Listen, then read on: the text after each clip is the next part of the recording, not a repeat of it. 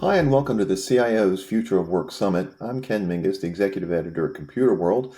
I'm here with a couple of tech journalists who've been covering technology and IT for probably longer than they want to talk about, Mike Elgin and Stephen J. Vaughn Nichols. We're looking ahead to 2024, and in particular, what we want to talk about are the workplace changes that companies aren't quite prepared for, just as we get into the new year.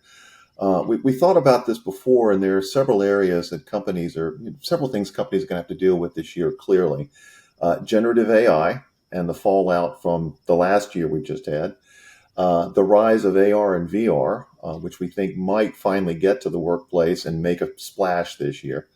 And then finally, the ongoing fight between workers and companies about return to office mandates, hybrid work, remote work. Where is your office now, and why does that matter, and what should companies be thinking about? So that's what we're going to cover over the next 20, 25 minutes. Mike, let me start with you. We can talk about generative AI probably for days. 2023 was such a huge year for companies rushing to figure out what this technology does, what it can do, whether it really can deliver the productivity benefits that it's supposedly, able to do, and then trying to figure out what happens when things go awry, hallucinations, bad outputs, things like that. So I'm sure companies, CIOs, IT decision makers, leaders, line of business people know that they're going to be dealing with generative AI in some form. Do we have any sense of something that may be coming that companies may not be prepared for yet? Definitely. What we learned this year were the wrong lessons about generative AI. Everybody rushed to ChatGPT and also the image generation tools that are out there. And for the most part, people have been using ChatGPT as a kind of search engine or something that writes things for you. And those are the least interesting and absolutely the wrong things to be using ChatGPT for. For example, all the hallucinations you mentioned, those are the results of the data that ChatGPT has been trained on, which is just to a very large extent kind of random data. In the future, these tools are not going to be a search engine type thing you go to and use as a chat bot for the most part. They're going to be baked into all kinds of IT tools, security tools, communications tools, and the degree to which they're integrated skillfully will have a big determinant factor in terms of how good the tools are that we're using. So for software companies, that's a really important thing. The second element that we can look forward to, which nobody's ready for, is we're going to use our own data or the data of our own industry instead of the general purpose, all-purpose data that's baked into ChatGPT today. We'll have both, of course. So those are the two things. It'll become less like, it's been super a hypey thing in 2023. In 2024, the hype is going to die down. I think the doom and gloom scenarios are going to die down, and also the excitement as it becomes a normal tool that actually benefits productivity. Yeah, you make a very good point, and maybe Stephen, you don't want to talk about this, but companies have seemed to realize that with the large language models that like ChatGPT uses, you're pulling in data from the internet, from God knows where, and Mhm. mixing it with what you hope is corporate data and trying to come up with some kind of rational output or answers.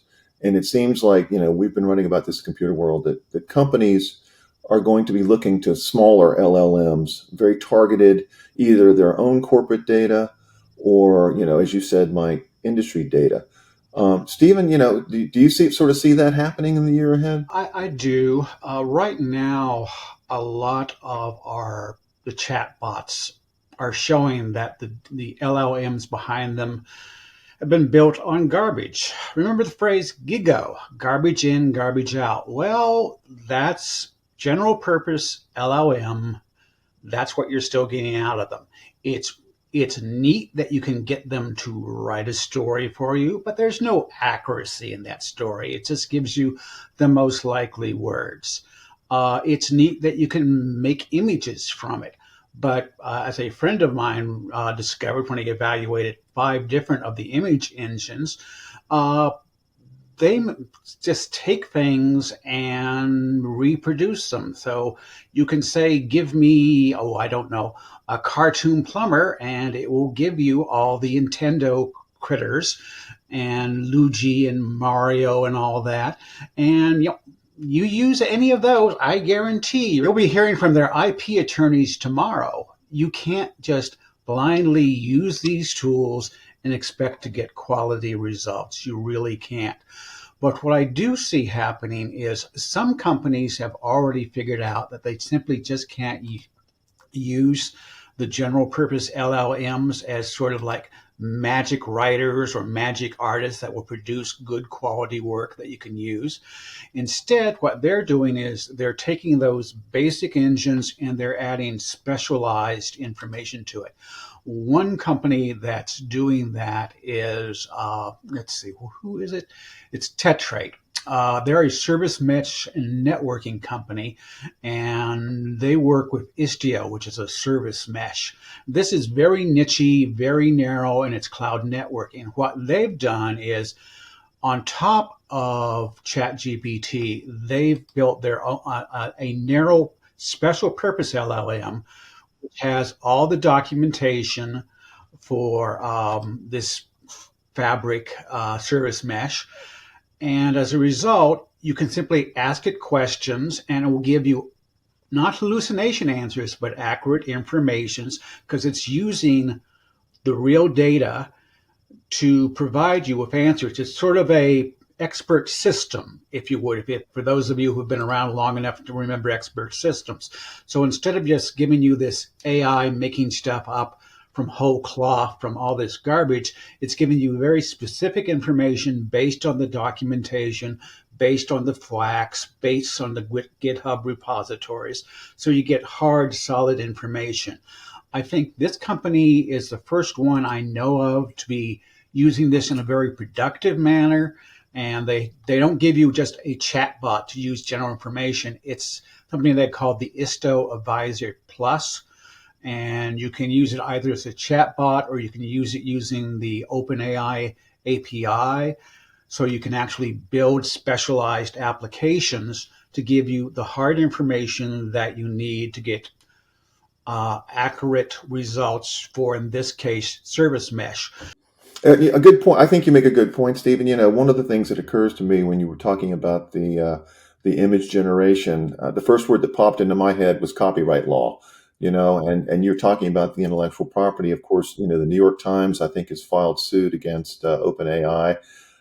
There's going to be a lot of legal issues. And to Mike's earlier point about the kinds of things that are not on the radar, I think a lot of companies, having experimented with this over the past year and, have found that it works in some ways, it doesn't work in other ways, but they haven't really thought about the legal issues around what they're going to be producing or what they're, what these tools are generating. And, in terms of my viewpoint, I think the whole backlash to, maybe not backlash, but I think the cautionary tale for a lot of companies this year is going to be the involvement of their legal department saying, you might want to be very careful about this before you get the company in trouble. And I just don't think a lot of companies have really thought about it that far yet. They've been experimenting, but not to the point where they have to worry about the legal stuff.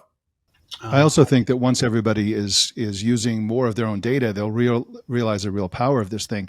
Even today, if you use ChatGPT, the most powerful thing about it that it can do for, say, a writer or somebody who is doing any sort of writing for marketing or anything else is it can show you blind spots that you hadn't thought of. It gives you things to consider that you may not have considered before. That's going to be super powerful when you're using your own corporate data. So, for example, if you're in the C-suite, okay, you may be surrounded by yes men type of interactions with people in the field who know a lot more about their specialty than you do.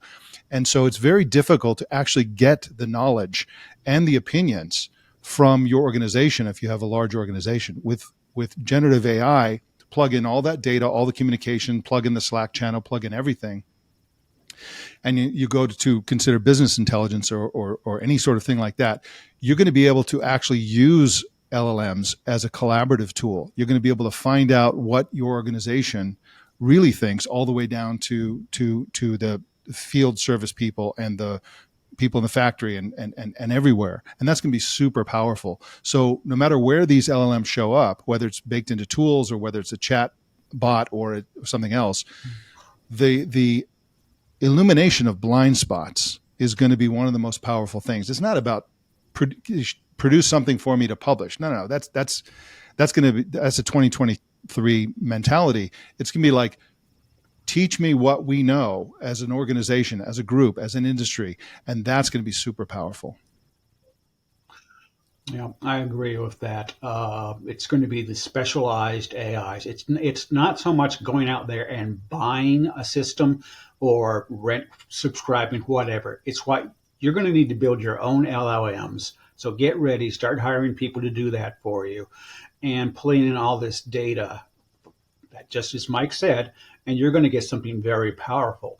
At the same time, thinking about the intellectual property and copyright portions of that. I've looked at the New York Times lawsuit and pretty deeply into looking into some of their evidence. There are going to be some really nasty lawsuits coming out of this. If you're just a user of these services, I wouldn't worry too much about it.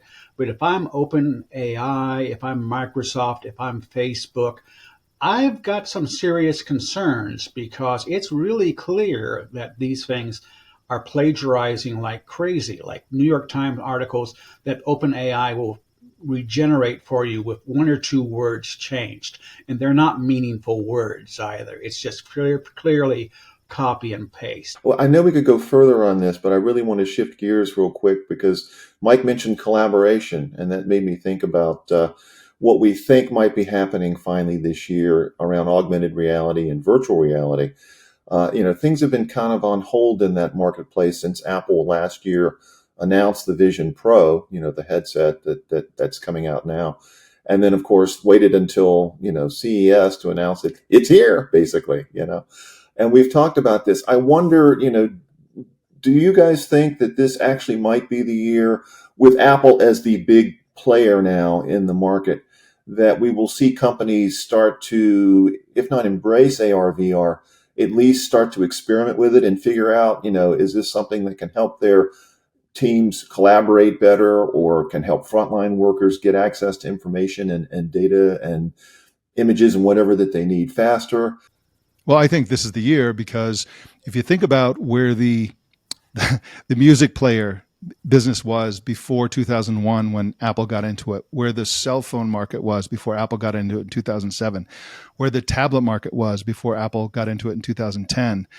Every time Apple gets into an industry, people say, oh, they're late to the game. Of course they are, because they are really good at waiting until it's ready to really blow up.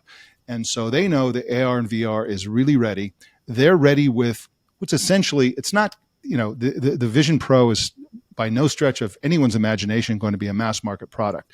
This is going to be like their super high-end desktop Macs, right? Where a tiny minority of their total user base is going to take advantage of this thing. However, the mere entry of Apple into this market, the cultivation of developers for this platform, the amount of wood they put behind this arrow is going to pull the whole industry and both from the whole market, the buyers, everybody into focus that this is happening now. And of course, when you talk about AR, VR, the more interesting and more mass market part of that is augmented reality, AR, and that world runs the gamut from Apple's spectacularly expensive, super high quality, super high power product, all the way down to what I would consider augmented reality, and this is a little controversial, is these things. So this is Ray-Ban Meta glasses. They don't have any visuals. They don't show you anything visually, but they will capture things in your environment and tell you through AI what it is you're looking at, basically, and give you instructions. The demo that Zuckerberg made, where he held up a shirt and said, "What pants go with this shirt?" Multiply that times 100,000 different use cases in the field, in factories, in business, you name it. This is their augmented reality for $300, and then everything in between. So you're going to have this market. You're going to have the marketplace flooded with new products, which buyers are going to be taking very seriously, in part because of Apple.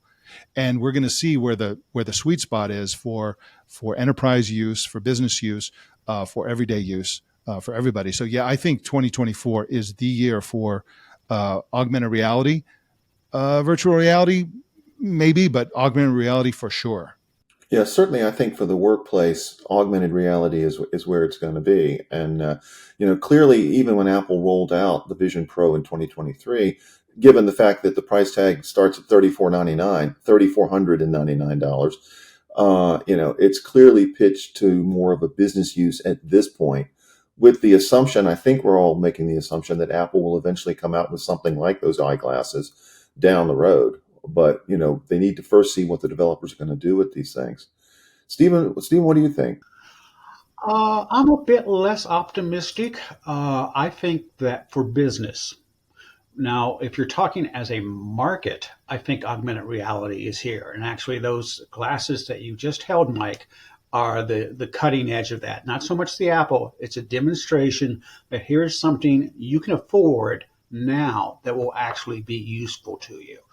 And now, admittedly, I used to be a real optimist. When Google Glass came out, I thought it was the bee's knees. I was wrong.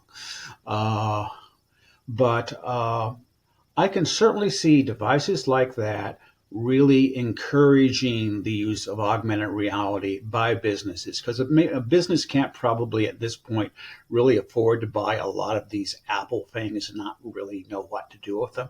But the other things that are around $300 to $500, yeah, they can do that, especially if you combine them with AI. So you can get more useful information that you don't have to write out the database beforehand. You don't have to get it all fixed up. You can just use your generative AI to pull information in a ad hoc, just as you're doing it fashion. I think the combination could be really powerful. And I think VR is probably a year or two away. I think there's going to be a lot more excitement and interest in it simply because Apple is already there. And you're quite right. When Apple moves into a field, yes, they're not the first movers. They're a demonstration, though, that moving at the right time can be more important than being the first mover, though. And so I'm going to be very interested in seeing what people do with VR and that. Don't forget, I think 2026 may be a better year for that to actually, end up making a difference in the business world and the enterprise. But augmented reality, it's here, it's real. Start thinking about how you're going to use it. Exactly. That's exactly the advice I think companies need to realize. Again, until Apple came along, I'm not sure a lot of CIOs were thinking, "Oh, how can we use AR or VR again Mhm. with frontline workers or as a collaborative tool?" I do wonder if, and I'm going to shift gears to our last topic here. I do wonder if the disruption we've seen in the workplace over the last 3 or 4 years because of COVID, the move to remote work, hybrid work, hiring people around the world now for jobs that are no longer specific to a particular location, and so you've got teams that are scattered everywhere. And I could certainly see these kinds of AR VR tools being used in some ways to link disparate teams. So with that kind of backdrop, there's been a lot of back and forth between companies and workers over the last couple of years with the COVID pandemic, maybe not over, but I mean, with us now living with it and learning how to work with it. Do you bring everybody back to the office? I'm sure there are a lot of companies that have very expensive real estate and they want to fill those cubicles. You've got employees who are used to doing exactly what we're doing now, working from home. The infrastructure is there to do these kinds of high quality video chats. No one cares if the camera gets a little bumped or your dog barks or something. It's common. We've all done it. So I Mhm. wonder, is there going to be more of this sort of fight between companies and workers as to what the workplace is? Where is your job? Does it matter? Thoughts? Go ahead, Stephen. I know you have Okay, thoughts on this. I feel very strongly about this one, so I will just go ahead and say, to the middle managers out there or the CEOs who still think in middle management terms, who believe that the workers are all going to come filing back into the office, get over it. It's over. Give up. They're not coming back. There are just too many advantages for the workers in terms of time, in terms of cost. I mean, I'm not, when I used to live in Washington, D.C., I was a Beltway bandit. That is to say, I was someone who did a lot of IT work for NASA and the Department of Defense, and I would go from office to office. And I had a half-hour commute one way every day. So that was an hour of time that I was burning. And nobody wants to waste that hour of time anymore or the pay for the gasoline. And the technology is here that we can work from home, or actually to pull on something from that sort of combines all three topics. Let's say I'm a technician and I'm working on PC repair. And if I have an augmented set of glasses, I can look at something and I can pull information at this motherboard that I'm looking at, and I can get information from it. And if I have a question, I'm like, okay, the AI from the augmented reality is telling me I'm looking at this. Hi, George, could you take a look at what I'm looking at through my glasses and tell me if this really looks like a CXP90 chip to you, or is this something else that I'm looking at? I don't need to be in a shared workspace. I think the way companies need to look at this is it's not about are they working from home, they're working from the office. It's about flex work. And like Stephen said, we live in a capitalist marketplace, including of labor. We already provide benefits and nice offices or cubicles or equipment and salaries and all this kind of thing because we know that we have to attract employees. Otherwise, we won't be competitive because we won't have good employees. We won't have enough employees. The best perk you can give many employees is flex work. Work when you want and when you can, where you want and where you can. And this is the way companies should be thinking of it. And I want to clear up some of the confusion because some studies show the productivity goes down for remote workers or work from home employees.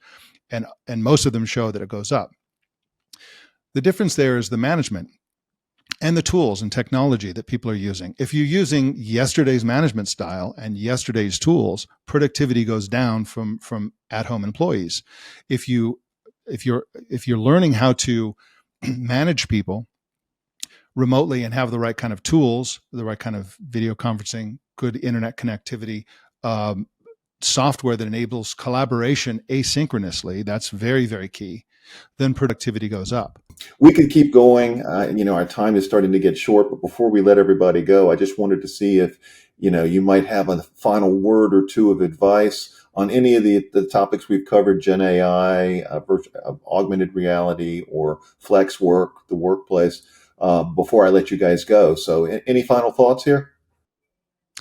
My only final thought is you need to be, the whole purpose of this session is to sort of warn you in outline of what's coming that you're probably not prepared for if you're one of the, statistically, you're not prepared for it. Whether you are personally is up to you, but I would say get prepared for it. I mean, you need to start playing with augmented reality tools, learning about how they work. You need to be playing with new, I would just take a time out from ChatGPT. That's not the future of LLMs. Okay, it's the tools that are coming out, and you can find websites that have that have all kinds of different tools that come out every single day by the hundreds, dozens or hundreds every day, every week. And you should be playing with some of these and figuring out kind of how they work and really be on top of it. And if you're in a position to do this institutionally, to get your company's developers playing with AI and what's possible there, et cetera, I would do that. And of course, there is with the flex work and work from home piece, you need to start experimenting and learning. Those who can learn the new skills are the ones who are going to succeed in the future. So, this year should be a year of learning about all these things, AR, AI, and the new flex work future. Awesome. Thanks, Mike. Stephen, how about you? I agree. If you're in a business where you've got a lot of competitors and they're picking up these technologies and they're using them and you're not, you're going to be in a world of trouble. And it's not going to take very long at all for that trouble to run up and catch you. So It's time to get with the program. I used to see people who I like to call retired in place. They would learn one job skill or one set of skills, and that's what they thought. That's all they had to learn. They could do that job forever. And that is true of some things. It's true of plumbing. It's true of carpentry. When you're talking about the white collar enterprise world, that is not true at Yeah, all. perfect. You've got to Okay. stay up to On, date, on that very or On that realistic you'll cheerful be but note, somewhat retired fair in note, place. what were You'll we going be to say, Mike? fired in place. on that cheerful note, you're going to be Yeah, fired if you exactly. don't get with it. Yeah, no. There's a great deal of truth there. Yeah. The business world has undergone a lot of disruption in the last few years. It's still ongoing, and if you don't stay on top of it, you're going to be in trouble. Okay, well, listen, we'll leave it there. I know we could talk about any of these things for a long, long time, but I very much appreciated, Mike and Stephen, that you could tune in and be with us today. Mike, I know you're in El Salvador, proving that you can work from anywhere, when anywhere. That's right. I hope that those of you who are watching, have picked up on some tips and you've now been early warned. You know what's coming, so get out there and and hopefully be successful. Thanks, everybody.